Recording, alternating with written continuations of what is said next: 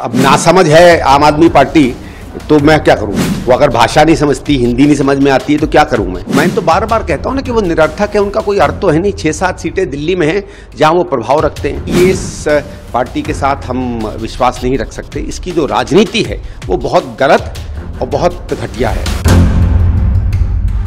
पटना से चली विपक्षी दलों की एकता बेंगलुरु होते हुए मुंबई तक नहीं पहुंच पाएगी, ऐसा इसमें शामिल दल ही कह रहे हैं। कांग्रेस और आम आदमी पार्टी की लड़ाई ने नया ही मुकाम हासिल कर लिया है। आप और कांग्रेस के बीच की तल्खी इस हद तक पहुंच गई है कि रोज नए आरोप लग रहे हैं। पहले तो मामला दिल्ली की सीटों पर लड़ने का था, लेकिन नया मामला दोनों के बीच अविश्वास और घटिया राजनीति के आरोपों का है।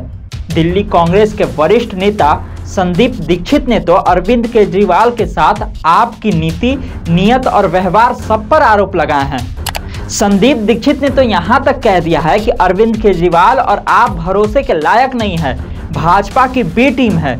यही नहीं, संदीप दीक्षित ने यह भी कहा है कि हम जानते हैं कि आप अब INDIA को छोड़ने के बहाने ढूंढेगी। पूरी खबर हम आपको विस्तार से बताएंगे, लेकिन उससे पहले नमस्कार, आप देख रहे हैं पंख तत्व और मैं हूं आपके साथ अनिकेत पाठक। संदीप दीक्षित ने मीडिया को बयान दिया है कि हमने दिल्ली में कांग्रेस की मजबूती को लेकर बैठक की। बैठक में सभी 7 सीटों पर तैयारी करने को लेकर चर्चा हुई। हमारी मीटिंग कांग्रेस को सशक्त करने को लेकर थी। उसमें 2024 और आगे के चुनाव पर भी चर्चा की गई। हमने अपने वोटरों को वापस लाने की चर्चा की। उस चर्चा में गठबंधन पर कोई बातचीत नहीं हुई। ऐसी तैयारी तो हर पार्टी करती है, इसमें क्या परेशानी है? आपके नेता नासमझ हैं तो मैं क्या करूं? हिंदी समझ नहीं आती है इन्हें। चुनाव की तैयारी करना अलग बात है और उम्मीदवार उतारना अलग बात है। हमने ये नहीं कहा 7 सीटों पे लड़ेंगे। ये तो अब नासमझ है आम आदमी पार्टी, तो मैं क्या करूं?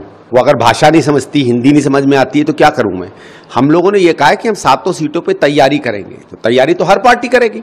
फिर गठबंधन होता है नहीं होता उस हिसाब से तय करेंगे कौन किस सीट पर लड़ेगा। हमारी जो मीटिंग थी वो मुख्यतः कांग्रेस को सशक्त करने के लिए थी, और उसमें 2024 का चुनाव भी था, आगे की कांग्रेस भी थी। और ये हम लोग देखना चाह रहे थे कि भाई कांग्रेस इस समय जिस हालत में है उससे हम बेहतर कैसे कर सकते हैं, दोबारा वोटरों को अपनी तरफ कैसे खींच सकते हैं, जिन पार्टियों में हमारा वोटर तब्दील होकर गया है उनसे कैसे उन्हें वापस ला सकते हैं, और पार्टियों के जो वोटर हैं उनमें हम किस तरीके से एक प्रभाव डाल सकते हैं, इस पर विस्तृत चर्चा हुई थी। अरविंद केजरीवाल पर बरसते हुए संदीप दीक्षित ने कहा कि अभी INDIA का गठन हुआ है, इसमें कुछ दल आए हैं, बातचीत होगी तो राज्यवार होगी। सभी राज्यों में तय होगा कि कौन कितनी सीटों पर लड़ेगा, किस सीट पर कौन सा दल उम्मीदवार देगी, वह तो गठबंधन में ही तय होगा। रही बात दिल्ली की, तो कांग्रेस में नियम स्पष्ट है कि राज्य कमेटी के साथ मशवरा कर उम्मीदवार और सीटें सेंट्रल लीडरशिप ही तय करती है।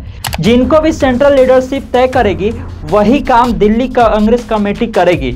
वो हमारे यहाँ एक प्रथा है कि हमारी सेंट्रल लीडरशिप अमूमन तय करती है। स्वाभाविक है कि राज्य के लोगों से बात करेगी, लेकिन वो जब समय आएगा तब तय होगा। अभी तो एक इंडिया अलायंस बना है, उसमें कुछ दल आए हैं, लेकिन जब बातचीत होगी वो राज्यवार होगी कि भाई मध्य प्रदेश में क्या होगा, गुजरात में क्या होगा, बंगाल में क्या होगा, उसी तरह दिल्ली में क्या होगा। और जिसको भी अगर हमारी सेंट्रल लीडरशिप समझती है कि इनके साथ हमें गठबंधन करना चाहिए, और अगर करना चाहिए तो कितनी सीटों पे करना चाहिए, और कितनी सीटों पे करना चाहिए तो किन सीटों पे करना चाहिए, वो तब तय होगा। अभी तो उस पर कोई ना चर्चा हुई है ना कोई उस पर ज्यादा बातचीत हुई है, मतलब कोई निर्णय हुआ है। कांग्रेस नेता संदीप दीक्षित ने साफ कहा है कि आप भरोसे के काबिल नहीं है। गठबंधन की बैठक में आम आदमी पार्टी के शामिल होने की कयासबाजी पर संदीप ने कहा कि शामिल हो ना हो उनकी मर्जी है, वे निरर्थक हैं। 1% सीटों पर उनका कुछ असर है। दिल्ली बिल पर राज्यसभा और लोकसभा में वोटिंग के बाद हमें लग रहा था कि वे रास्ता ढूंढेंगे भागने का। गृह मंत्री अमित शाह ने तो राज्यसभा में कह दिया था कि आम आदमी पार्टी अलायंस से हट जाएगी। हो सकता है कि उनकी सुन रहे हों। वैसे भी सभी को यह पता है कि अक्सर वही गाइड करते हैं इन्हें। अरविंद केजरीवाल ने इस बार यह सिद्ध कर दिया है कि वे भाजपा की बी टीम है। अब वो शामिल हो ना हो, मैं तो बार बार कहता हूं ना कि वो निरर्थक है, उनका कोई अर्थ तो है नहीं। 6-7 सीटें दिल्ली में हैं जहां वो प्रभाव रखते हैं। 542 सीटों पे वो 1% सीटों पे प्रभाव रखते हैं। अब वो आए या ना आए वो जाने। ऐसे भी हम लोग तो बार बार कह रहे थे कि जब एक बार ये वोट हो जाएगा लोकसभा राज्यसभा में, फिर आम आदमी पार्टी रास्ता ढूंढेगी भागने का। और इनको अमित शाह जी ने, आपको याद होगा, पार्लियामेंट में कहा था कि इसके बाद आम आदमी पार्टी हट जाएगी अलायंस से। तो हो सकता है केजरीवाल उनकी सुन रहे हो, अक्सर उन्हीं से तो डायरेक्शन मिलता है उनको। तो जो हम लोग बार बार कहते हैं कि तो बी पार्टी है भारतीय जनता पार्टी, वो खुद ही सिद्ध कर दिया केजरीवाल ने। हमारा स्टैंड साफ है कि हम इन पर विश्वास नहीं रख सकते। इनकी राजनीति गलत है, घटिया है, राष्ट्रवाद को गलत तरीके से प्रदर्शित करने की इनकी आदत है, भ्रष्टाचार में डूबे हैं, शिष्टाचार नहीं है, झूठ बोलने की आदत है, आर्थिक नीतियों में विकास की बात नहीं है, चोरी चकारी करते हैं, अनर्गल बयान देते हैं, मुफ्तखोरी की नीति है। हम केजरीवाल की राजनीति का समर्थन नहीं करते हैं।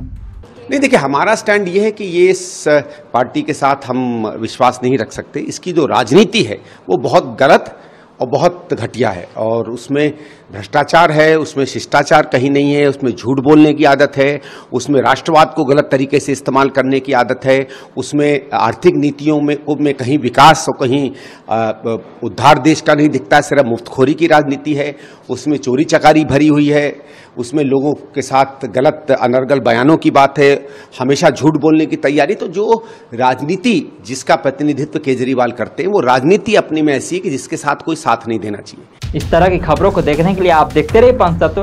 धन्यवाद।